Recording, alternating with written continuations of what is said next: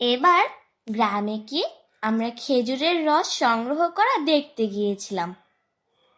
এই দাদুটা আমাদেরকে খুব সুন্দর করে সবকিছু দেখাচ্ছিল। উনি ওনার গায়ের সাথে দড়ি বেঁধে নিয়েছিল। তার সাহায্যে উনি খুব সহজেই উপরে উঠে যেতে পারেন। উনি খেজুর গাছ কাটার জন্য একটা ধারালো ছুরিও সাথে করে নিয়েছিল।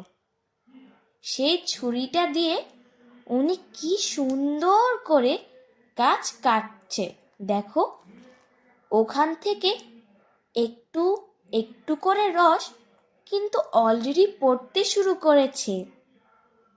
গাছ কেটে এরপর উনি সেই কাটা জায়গাটার নিচে একটা বোতল বা ভার বেঁধে দেন। সেখান থেকে একটু একটু করে রস ভারটায় সারা রাতে ভর্তি হয়ে যায়।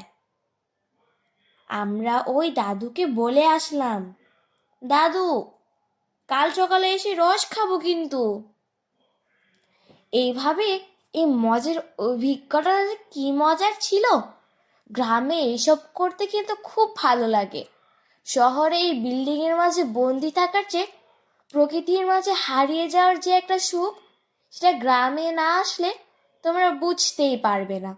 বন্ধুরা, তোমাদের কি গ্রামে ঘুরতে ভালো লাগে? কমেন্টে জানাবে। তোমাদের প্রকৃতি ভালো লাগে নাকি সাগর?